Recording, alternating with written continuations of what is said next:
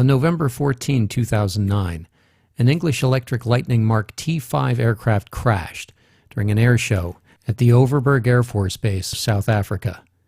Its pilot, Dave Stock, was killed. Due to the rarity of the plane and the renown of the pilot, the crash reverberated through aviation circles. We will not do it justice here.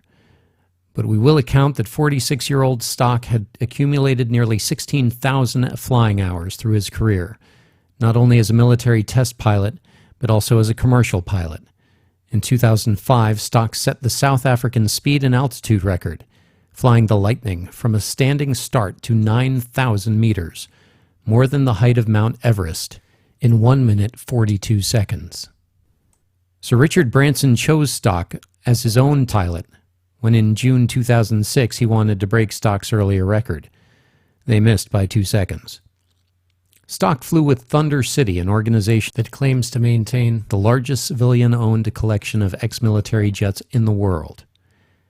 Details from the South African Civil Aviation Authority accident report, issued December 22, 2009, are heartbreaking for fans of Stock and fans of the aircraft. The T-5 was once renowned for its abilities as an interceptor. More than 50 years ago, on November 25, 1958, a version of the Electric Lightning became the first all-British fighter to fly at twice the speed of sound, about 1,300 miles per hour.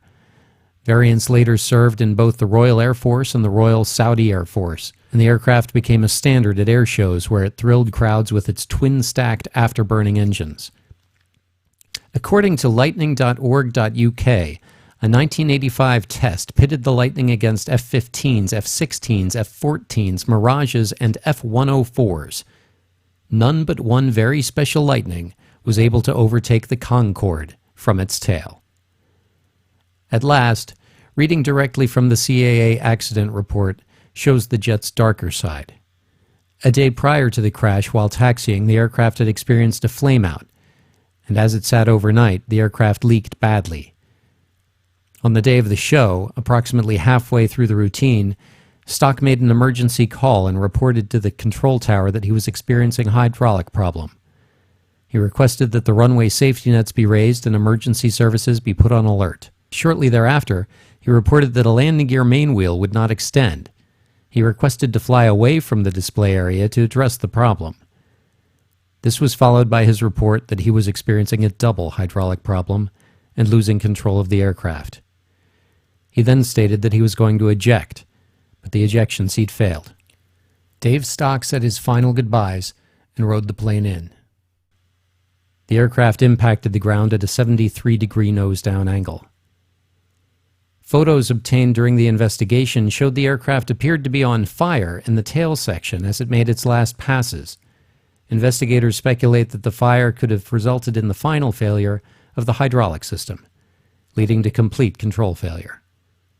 In memoriam, Stock's comrades at Thunder City had this to say: "He was a mild-mannered, confident, and highly skilled pilot, who was a true gentleman of the skies.